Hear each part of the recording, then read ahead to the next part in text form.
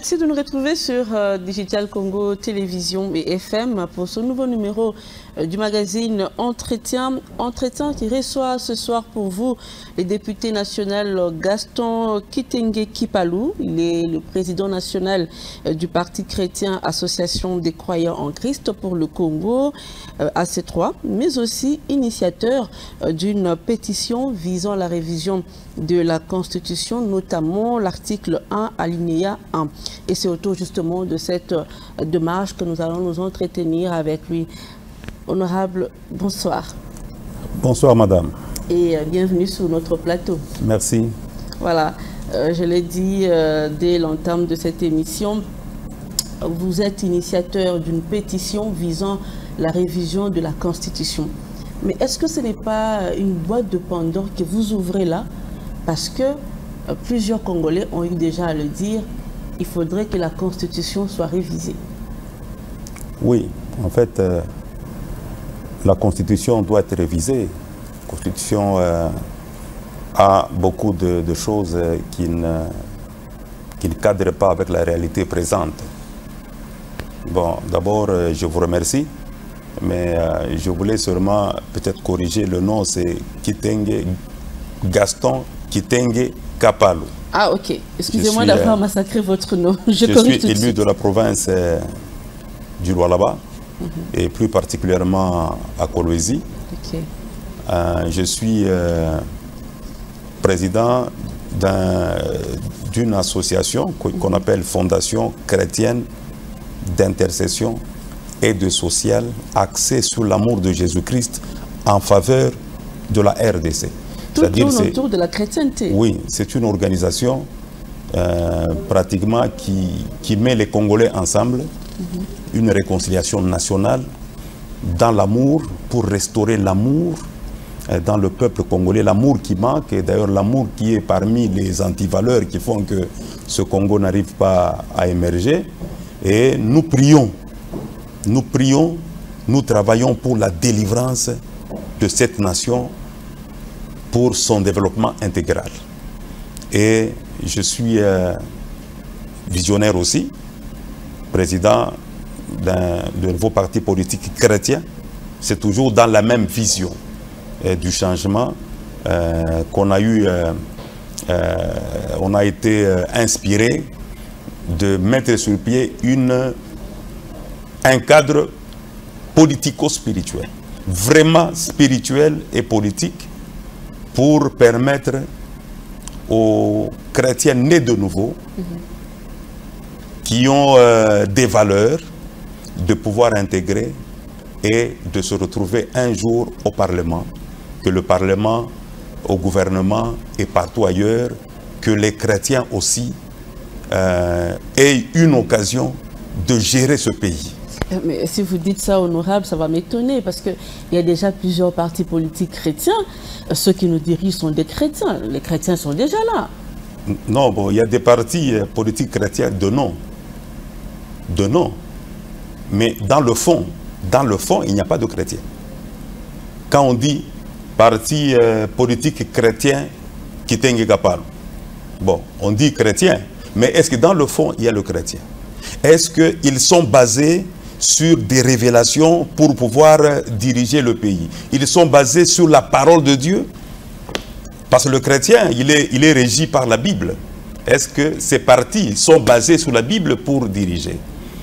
Et quand on dit partout il y a des chrétiens, mais aller à l'église, ce n'est pas ça être un chrétien. Un chrétien, c'est celui-là qui a Christ. Ce n'est pas aller à l'église, c'est qu'on est chrétien. Il faut aussi avoir des valeurs de chrétien. Des valeurs de chrétien, ça veut dire quelqu'un qui est né de nouveau, quelqu'un qui sait distinguer le mal du bien, quelqu'un qui est capable de faire le bien et éviter le plus possible de faire le mal. Or, quand on remarque aujourd'hui, si aujourd'hui le Congo a des problèmes, alors qu'il y a beaucoup d'églises, pratiquement 90% des statistiques que nous avons dans l'internet et partout, plus de 80% des Congolais sont chrétiens. Mais un contraste. Plus on est chrétien, plus on a plus d'antivaleurs, on est le pays, on est parmi les pays les plus corrompus du monde. Où se trouve l'erreur? Voilà, c'est justement ça. C'est justement ça. Normalement, même la mission de l'Église, quand on lit en Matthieu 28, Jésus avait dit, allez, faites des nations les disciples.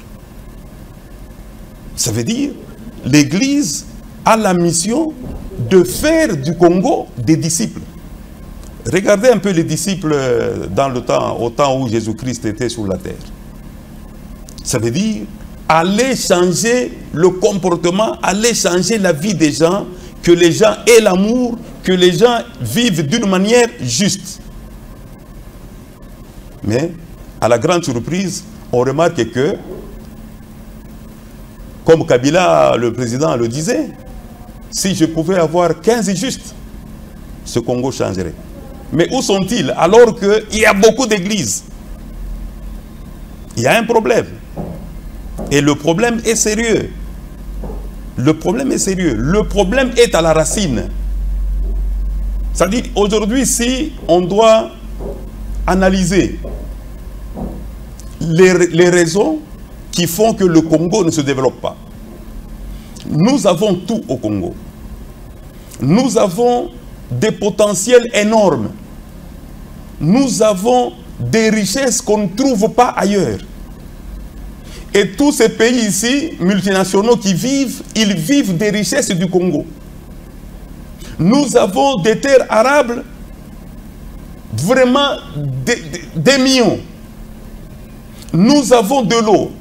Vous allez remarquer que dans d'autres pays, d'ici 5-10 ans, il n'y aura pas de l'eau, mais le Congo est plein. Donc, une catastrophe géologique, géohydraulique.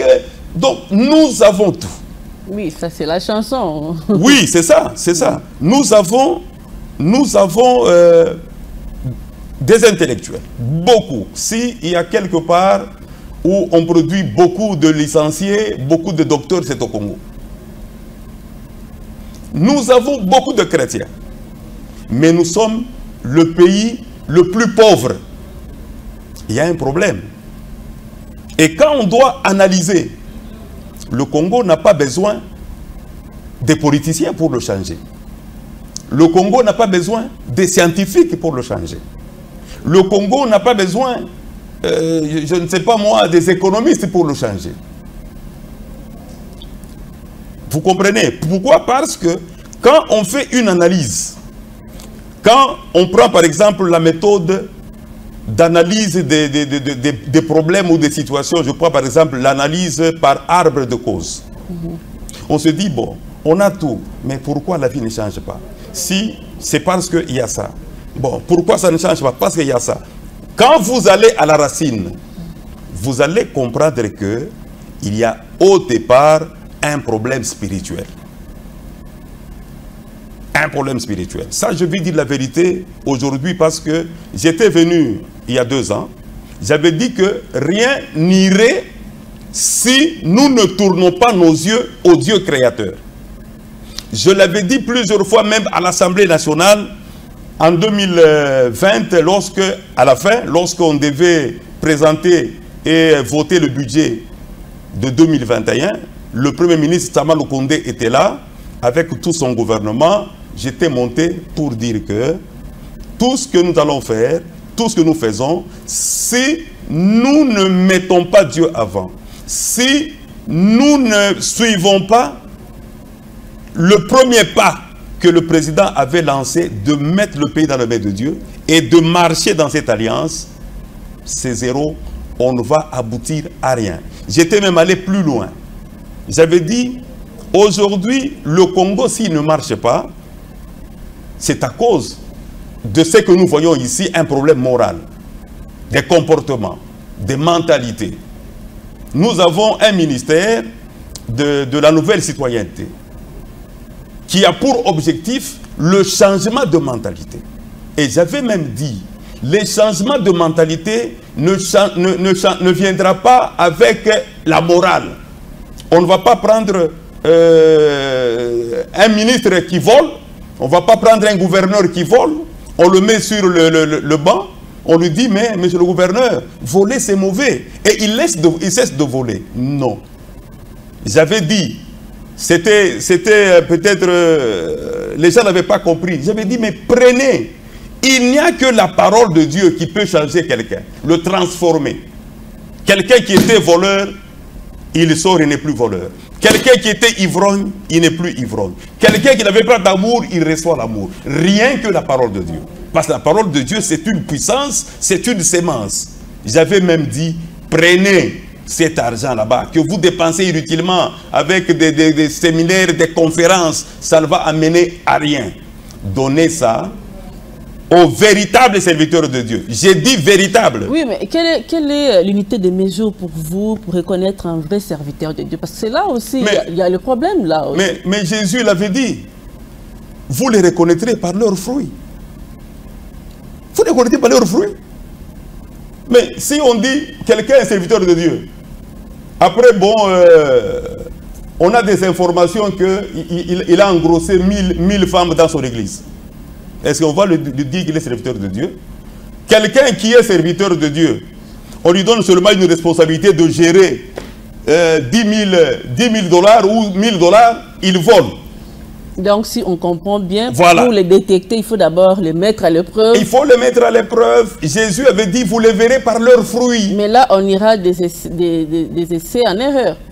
Comment on va faire des essais-erreurs parce que il faudra tester tout le monde et tout ça. Quand quelqu'un a le Saint-Esprit, on le voit, même dans sa vie. C'est-à-dire tout le monde va témoigner que celui-ci, il a le Saint-Esprit. Excusez-moi, honorable, vraiment. Mais c'est trop subjectif, hein, trop... parce que ça dépend aussi des relations interpersonnelles. Mais j'aimerais quand même qu'on revienne à votre démarche. Vous voulez que la RDC passe d'un État laïque à un État chrétien. Oui. Parce que vous estimez que si on passe d'un État laïque à un État chrétien, quelque chose va changer? Oui, c'est parmi les... Je n'appelle pas réforme, parce que spirituellement, nous appelons parmi les quelques points de restauration de cette nation. Comme je vous ai dit, le problème du Congo est d'abord spirituel. Je donne un exemple. Spirituel, pourquoi?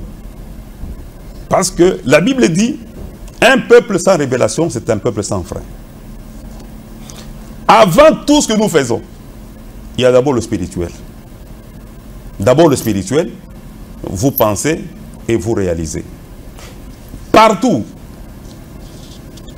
Si je dis le problème du Congo est d'abord spirituel, c'est ça la cause racine.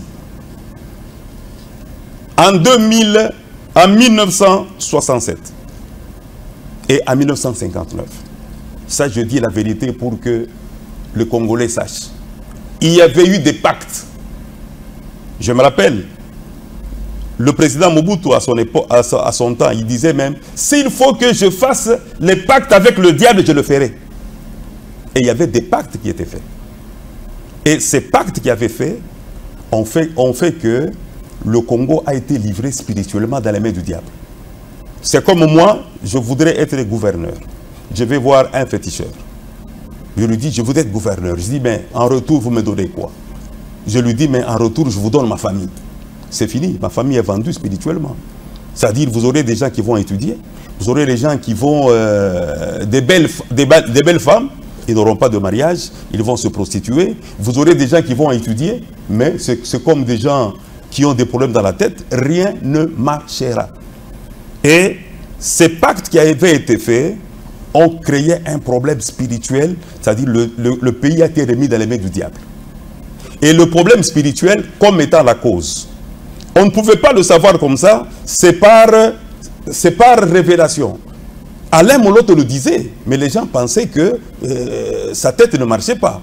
Il disait que le jour où il y aura des véritables chrétiens qui vont gérer ce pays va changer. Et c'est la vérité. Pourquoi? Parce que le problème est spirituel. Et le problème spirituel, c'est lui qui qui affectent le problème mental et psychologique, et psychiatrique même. Donc quelqu'un ensorcelé, dans sa tête, il y a un problème mental. Et le problème mental ou le problème psychologique impacte la morale, le comportement. C'est pourquoi vous verrez, quelqu'un ensorcelé, il fait n'importe quoi. Il peut enlever les habits, il peut trouver l'argent là-bas qui sert à quelque chose, il prend tout. Parce que si aujourd'hui, un ministre, un gouverneur détourne 20 millions de dollars, 1 milliard de dollars, mais c'est un problème de tête, c'est un problème mental. Mais c'est grave. Comment est-ce que quelqu'un qui sait que cet argent va servir à tout un peuple, mais il prend tout? C'est comme un fou qui vient, il trouve l'argent de son papa, il prend, il va jeter ça. C'est un problème mental qui cause un problème moral. Le comportement est affecté. Et le problème moral affecte la politique. Aujourd'hui, dans la politique, pourquoi notre politique est caractérisée par la médiocrité? C'est parce qu'il y a d'abord un problème moral. C'est pourquoi on dit qu'il y a plus d'antivaleurs au Congo que des valeurs. Et dans la politique, ces antivaleurs suivent. C'est ce qui fait que la politique est détruite. Et le problème politique, plein d'antivaleurs, affecte le scientifique. Et rien ne peut marcher dans le scientifique. Parce que la politique, c'est vraiment le tronc, c'est vraiment la base. Et le problème scientifique, il affecte l'économie. Le problème d'économie affecte le social. Vous voyez, maintenant, pour résoudre, il ne suffit pas de toucher à la politique. Pour résoudre, il faut déraciner, mettre une nouvelle sémence, pour que cette nouvelle sémence crée une psychologie normale avec conscience, et qu'il y ait des gens avec morale, avec un bon comportement, les gens qui craignent l'État, les gens qui craignent Dieu, les gens qui gèrent avec amour. Après, quand ils se retrouvent dans la politique sera saine. Et au niveau de la politique, quand la politique sera saine, le scientifique va marcher. Dans les écoles, il n'y aura plus de corruption. Parce qu'on a des gens sérieux. Les gens qui disent corruption, c'est tolérance zéro. De caractère. Pas seulement parce que M. Alinguete est en train de les poursuivre. Non. Alors, lorsque les scientifiques vont monter, parce que la politique sera saine, le problème spirituel sera guéri, l'économie va s'en suivre et le social va donner des fruits. Donc, ce que nous vivons, ce sont des fruits dont la racine est spirituelle. Maintenant, par rapport à la pétition, j'ai donné les étapes. Le Congo, pour son changement, il doit passer par la restauration de cette étape. La restauration au niveau spirituel. Les scientifiques appelleraient réforme. Mais nous appelons restauration parce qu'il y a un travail à faire. Spirituel. Il faut des réformes au niveau mental. Il faut des restaurations au niveau de la morale. Il faut une restauration au niveau de la politique. Il faut une restauration au niveau scientifique. Il faut une restauration au niveau économique. Il faut une restauration sur le social. Donc, ce n'est pas tic-tac. Maintenant, je vais vous garantir que avec les prières que le peuple a fait, les prières qu'il y a des gens qui sont là en brousse, en train de prier, de jeûner, de se battre pour que ce Congo change, qu'il soit délivré. Je vous dis que le problème spirituel est déjà guéri. Et le problème spirituel avait fait que le Congo était dirigé spirituellement par les puissances étrangères. C'est comme si on était téléguidé. Oui, mais en même temps, ces puissances étrangères, comme vous le dites, et ils sont développés chez eux. Les pays, oui. D'ailleurs, les pays qui se sont développés ne sont pas des pays chrétiens. Les pays qui se sont développés, honorable. Mais prenez un blanc. Il naît avec la culture du bien. Il naît avec ça. C'est dans le sang. Il naît avec ça. Il sait que je ne peux pas voler, je ne peux pas détourner. Donc là, le problème n'est pas spirituel, Il est spirituel. Moral. Non, il est spirituel. Avant d'être moral, j'ai donné un exemple simple. Tous nous avons des enfants. Toi, tu livres tes enfants au diable. Ils ne vont pas se comporter comme mes enfants.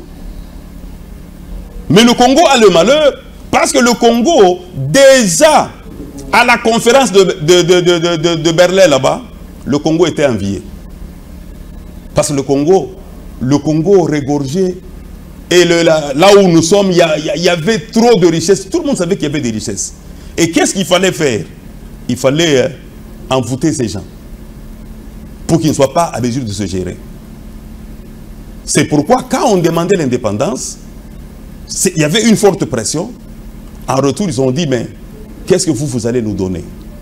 Donnez-nous votre nation. Spirituellement, c'est fini, on l'a eu. C'est comme un sorcier, votre tante vous a eu. C'est fini, on vous téléguide. Il est là quelque part, il fait ses histoires, mais toi tu enlèves les habits. Il est là, il fait ça, mais toi tu dors par terre.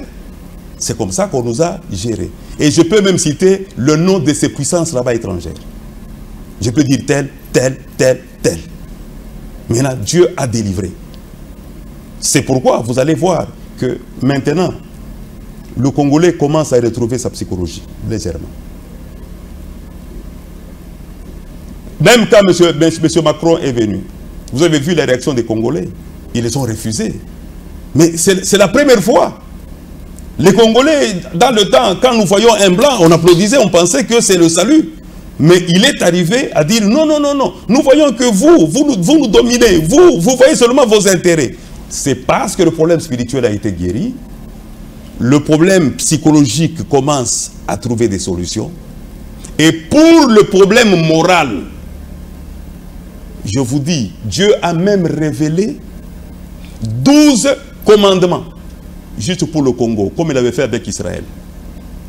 Pour enseigner le Congolais avec ça, pour que le Congolais change. Et quand j'ai calculé, juste pour préparer, enseigner et sortir 200 000 personnes justes, je suis arrivé à un budget de 69 millions de dollars. Donc c'est un travail. Pour changer de mentalité, il y a un travail à faire avec les serviteurs de Dieu, les véritables. Et pour les lancer sur le terrain, il y a un travail à faire sur eux. Pour que ces gens là-bas aillent changer de mentalité comme c'était dans le temps. Et cela est possible. Cela est possible quand on croit que nous avons un Dieu. Et réellement, nous avons un Dieu. Okay. Voilà. Donc, le problème de pétition, souvenez-vous, le 23 juin 2019, le président a remis le pays dans les mains de Dieu. Ce n'était pas un hasard. Ce n'était même pas sa volonté. C'est Dieu qui l'a poussé à faire ça. Donc, le pays a été spirituellement remis à Dieu. Pourquoi? Il avait même dit lui-même, Seigneur, viens régner. Mais le Seigneur là-bas, Jésus-Christ, il va régner comment? Sur un pays qui est laïque. Quand on dit viens régner, ça veut dire Seigneur, le Dieu créateur, devient le roi du Congo. Pour que Psaume 33, 12 puisse s'accomplir. Là où on dit heureux la nation dont l'Éternel est Dieu. Mais il va régner comment? Sur un pays laïque. Un pays laïque, un État laïque, ça veut dire c'est un État qui n'a pas Dieu. Et c'est un contraste. C'est un contraste, madame, je ne vous coupe pas. Parce que dans la Constitution,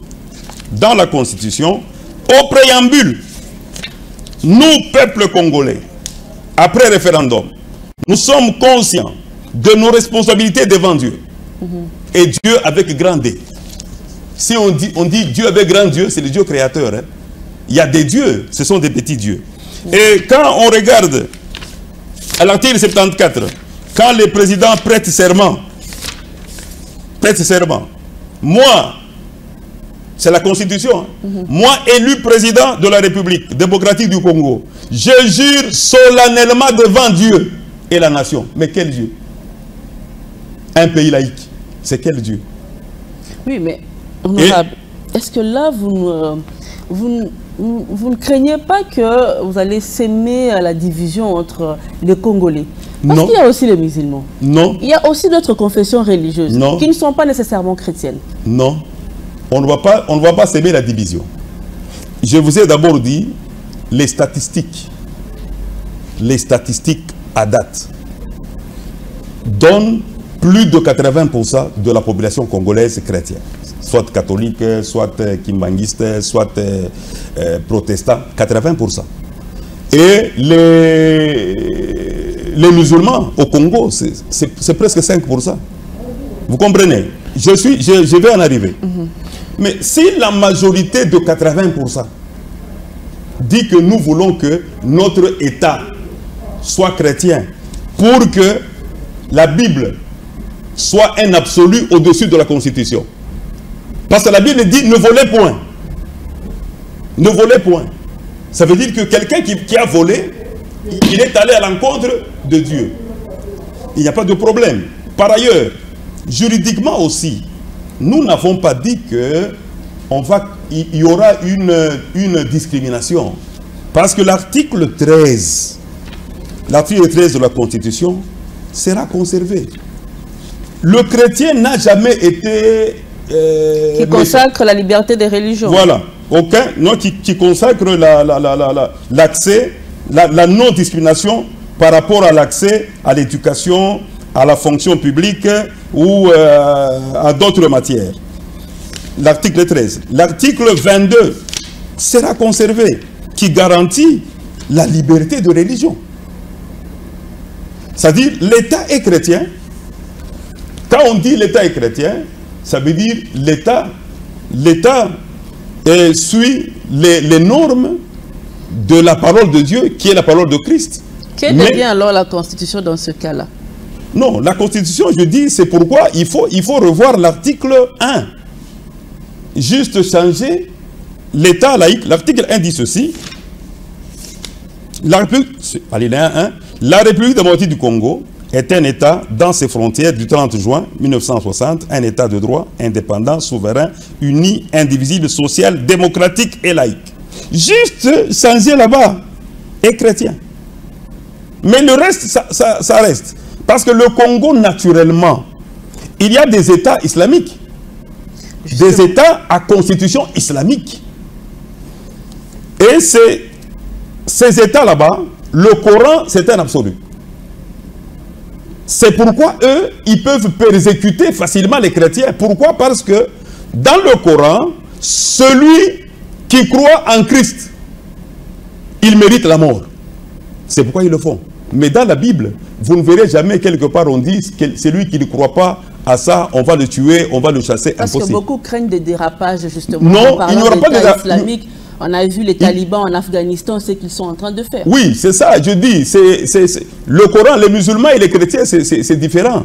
Je vous dis dans le Coran, pour les musulmans, quelqu'un qui ne croit pas contre vous, il est à tuer.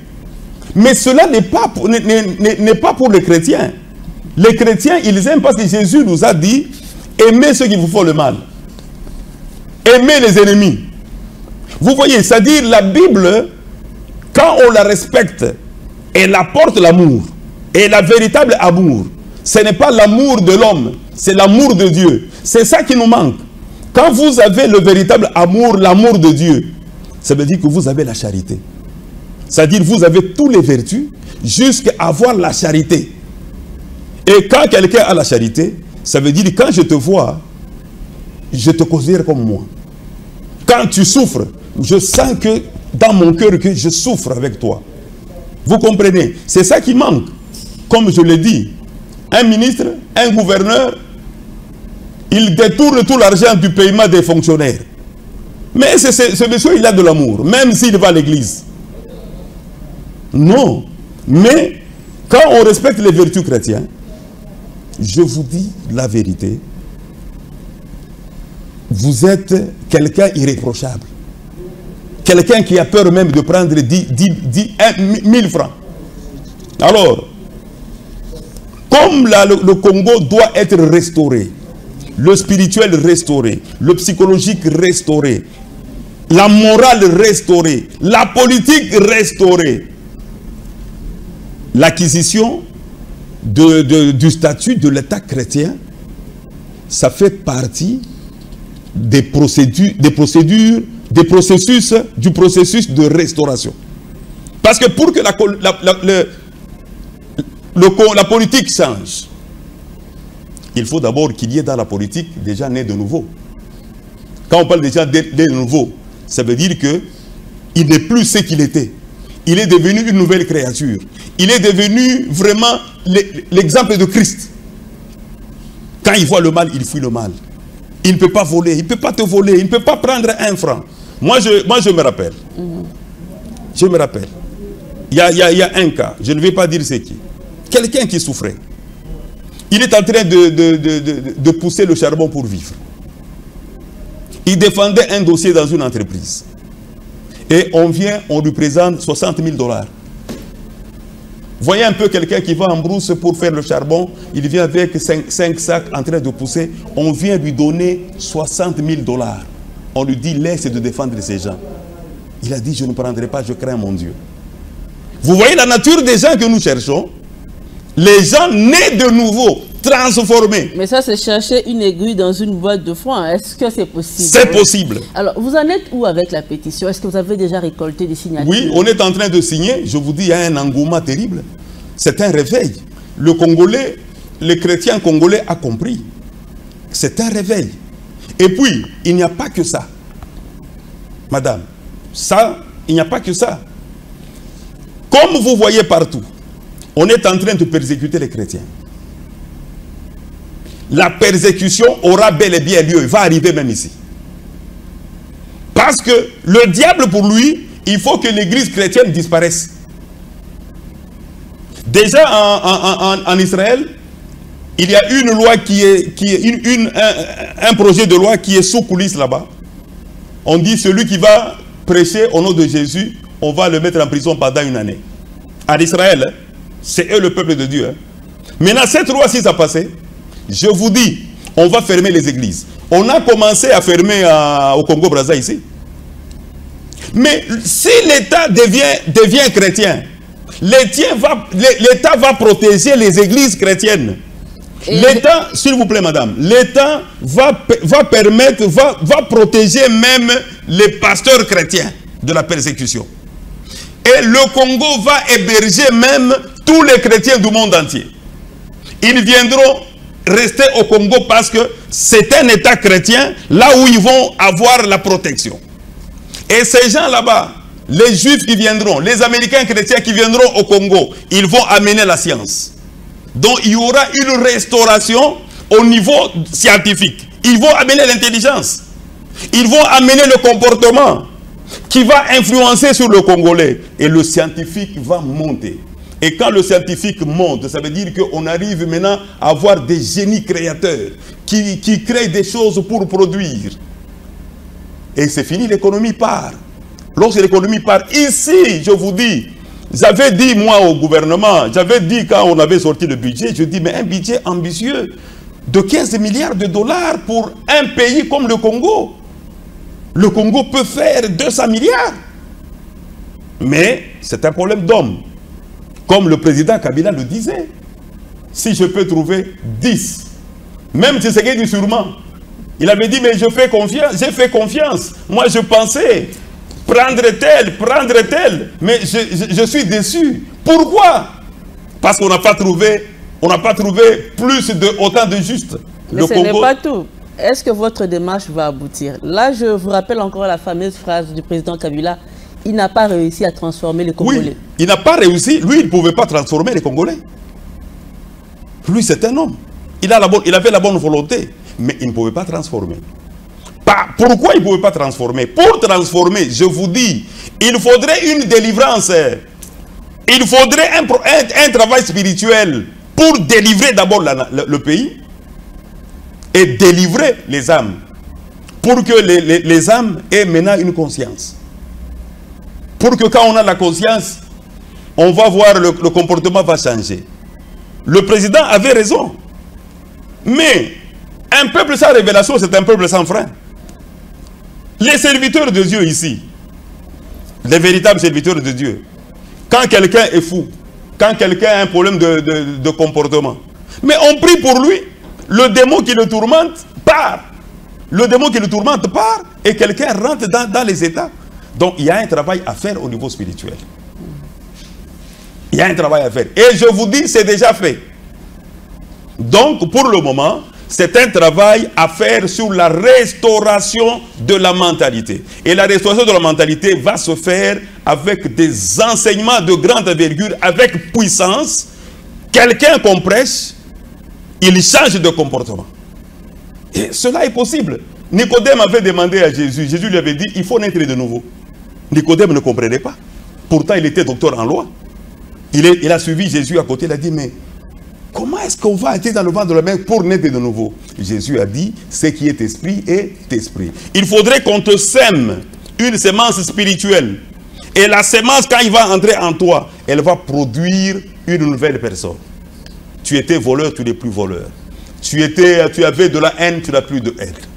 Tu es devenu... C'est possible. Et je vous dis, cela peut se faire même en une année. Honorable Kitenge, on vous souhaite bonne chance. On espère que votre démarche va aboutir. Mais vous avez également déposé 2 propositions de loi à l'Assemblée nationale. La première proposition fixe les règles de droit du travail relatifs à la sécurité, santé et hygiène des lieux et du travail. Là, vous rejoignez peut-être le ministre de l'Aménagement du Territoire qui tout récemment a reconnu que plusieurs catastrophes surviennent parce qu'en amont, il n'y avait pas eu de mesures de prévention. Il n'y a pas de mesures de prévention. En fait, c'est ça. Ça veut dire, la sécurité, en fait, c'est quoi? La sécurité, c'est d'abord un état d'esprit qui vous rassure qu'il n'y a pas un quelconque risque à encourir. C'est-à-dire, la sécurité doit être proactive. Ça veut dire, on détecte le danger et le risque avant. Et on prend des mesures pour que les catastrophes n'arrivent pas. Et la sécurité, c'est une science qui a des normes. Mais malheureusement, au Congo, la notion de sécurité est nouvelle. Mais ceux qui ont travaillé dans les entreprises multinationales au standard international, comme moi par exemple, j'étais manager de la sécurité, santé et hygiène à KCC, là-bas, une société multinationale. Nous avons compris que lorsque on fait la prévention, on évite de perdre les vies humaines, on évite les accidents, on évite de perdre le matériel de travail, les immobiliers, ainsi de suite. Vous allez remarquer, regardez ce qui s'est passé là-bas à l'entrée du Congo, enfin, en venant du Congo central là-bas, là où il y avait des câbles électriques, à Matadi Kibala, des câbles électriques, mais il y a des gens qui travaillent en dessous. Mais c'est contre les normes de sécurité. Contre les normes de sécurité, comment des câbles haute tension sont là et les gens travaillent en dessous dans les normes de sécurité, même si la chaîne de production doit produire des milliards. Si on se rend compte que le travailleur qui travaille là-bas est exposé, ce travail là-bas, on l'arrête. Le directeur lui-même de l'entreprise, il viendra dire « Stop this job, arrête ce travail », même s'il va produire des millions. Parce que l'homme est sucré, est sacré, la personne est sacrée. Comme le dit notre Constitution, il faut la protéger. C'est pourquoi c'est une innovation. Nous avons doté le pays d'une politique de sécurité, santé, hygiène des lieux. C'est-à-dire des lieux, c'est partout, et du travail. Qui est opposable à tous. C'est-à-dire, et les territoriaux, et les gouverneurs doivent veiller aux conditions de sécurité. Détecter les dangers avant. Et faire pratiquement des actions correctives qui doivent être suivies même dans les conseils des ministres. Voilà, on a trouvé un danger quelque part. On a vu le terrain peut glisser. On prend des dispositions. Lorsque on se rend compte qu'une personne peut mourir, on est obligé de déplacer tout le monde pour qu'il n'y ait même pas un seul bord. On prend les dispositions, après on prend les actions correctives. Ça veut dire cette loi donne au Congo, au gouvernement, au peuple, un outil de prévention des accidents et de tout ce qui peut en souvenir.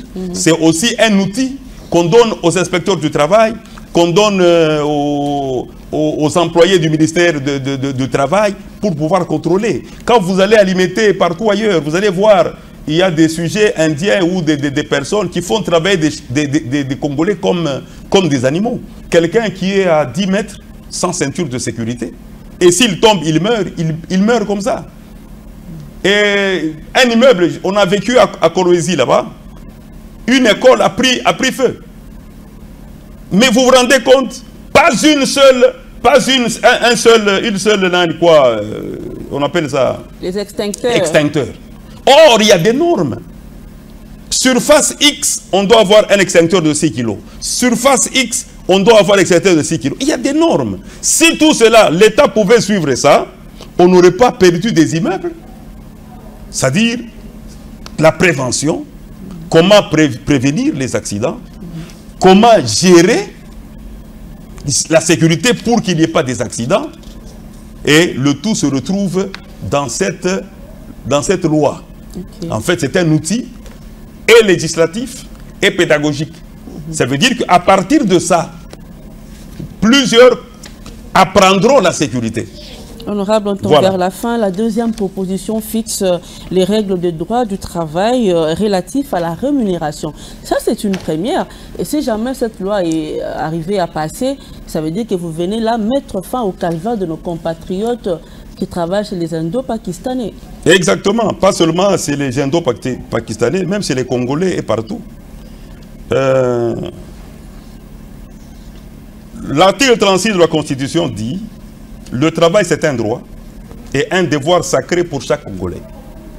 L'État garantit le droit au travail, la protection contre le chômage et une rémunération équitable et satisfaisante, assurant aux travailleurs ainsi qu'à sa famille une existence conforme à la dignité humaine, complétée par tous les autres moyens de protection. Donc, une existence conforme à la dignité humaine.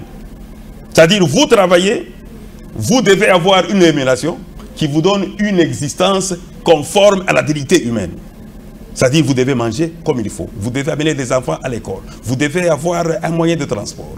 Tous les besoins fondamentaux, vous devez les avoir. Alors, l'État, par ailleurs, il s'est engagé avec l'OIT.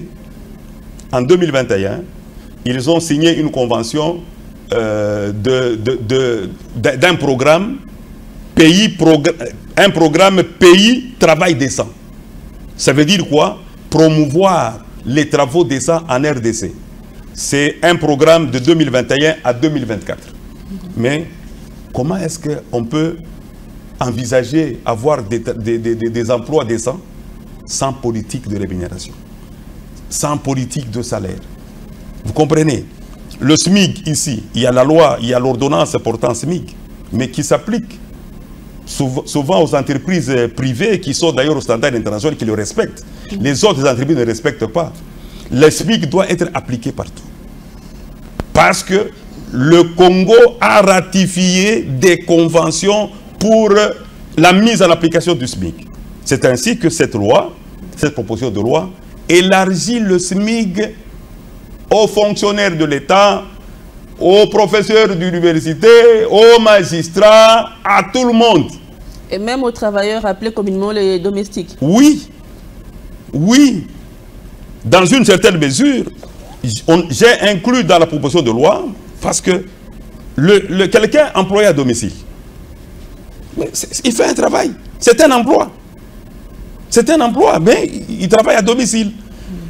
L'OIT, l'Organisation internationale du travail, avait sorti une convention, la convention 189, qui devait reconnaître le travail par l'État, le travail des employés domestiques, comme on l'appelle. Moi, je ne les appelle pas employés domestiques, je les appelle les employés, les travailleurs employés à domicile. Okay. Parce que domestique, c'est comme un animal, c'est péjoratif. Ici, j'ai écrit les travailleurs employés à domicile. Ce n'est pas seulement ceux qui torchonnent ou qui gardent les enfants, même les chauffeurs là-bas qui amènent les enfants à l'école. Même quelqu'un là-bas, je dis, mais je n'ai pas de moyens, que j'ai une moto, hein, pour faire, je donne à quelqu'un ma moto, ce monsieur là-bas il travaille à domicile, parce que ce n'est pas vraiment lucratif, c'est pas pour avoir des gains. Tous ces gens là-bas, ils doivent avoir un salaire, une base. Ils doivent être soumis à la législation du travail. Vous voyez le SMIC, quand on a le SMIC donne la base. Et vous allez voir que dans l'ordonnance portant SMIC, on donne même l'attention. Le plus bas, s'il a 10, c'est-à-dire le plus haut aura 100. Et dans le SMIC là-bas, il y a le droit au logement. Et le droit au logement, c'est 30%. C'est-à-dire, chacun doit avoir le droit au logement. Je suis employé, je travaille, même si je travaille dans la fonction publique, je dois avoir un SMIC qui est proportionnel à mon grade, avec une tension salariale. On ne peut pas donner à tout le monde le même salaire. Tout le monde le même salaire, non.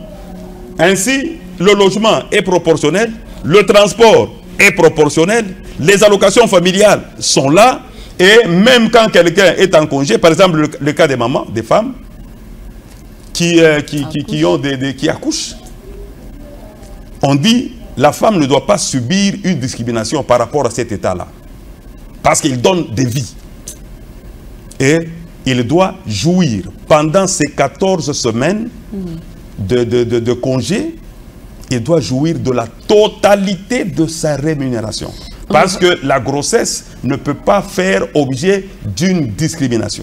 Ça, c'est une innovation parce que le Code du travail prévoyait le 2/3.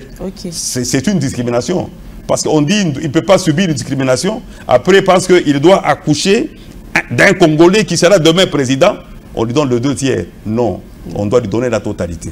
Moi, quand j'étais président du syndicat, dans l'entreprise multinationale là-bas, on a milité. Et les femmes là-bas, quand ils accouchent, ils ont la totalité pendant les 14 semaines. C'est de bonnes lois, mais le plus grand problème, c'est l'applicabilité. Et on va chuter même par là. Est-ce que vous, en tant que député, il vous arrive deux fois de veiller si ces lois, une fois promulguées, sont vraiment de stricte application? Maman, je vous ai dit que le Congo a tout. Les lois sont là. Il y a des réformes. Il y a tout. Le problème, c'est l'homme. C'est l'homme. On revient à la case du départ. On revient à la case du départ. Quel est cet homme qui va aller contrôler? Est-ce que il est né de nouveau? Il peut résister à la corruption? Vous voyez, on rentre à la case de départ. C'est pour vous dire que le tout va se rétablir avec la restauration au niveau spirituel, la restauration au niveau psychologique, parce que le spirituel affecte le psychologie, le mental, la mentale et la psychologie affectent la morale affecte la politique affecte la scientifique, ainsi de suite jusqu'à l'économie, jusqu'au social. Donc vous comprenez que si le Congolais tournait son regard à Dieu le Créateur, et il y a des sacrificateurs. Il y a des travaux qu'ils font sous coulisses. Parce que je vous ai dit que le problème spirituel est déjà résolu. Maintenant, je vous dis, les Blancs ici ne contrôlent pas le Congo spirituellement. Ils s'agitent, ils ne comprennent pas c'est quoi. Dieu nous a révélé cela. Et c'est une indépendance spirituelle qui va aller jusqu'à l'indépendance politique, à l'indépendance scientifique, à l'indépendance économique et l'indépendance sociale. C'est pratiquement le réveil que le prophète Simon Kimbangu avait lancé.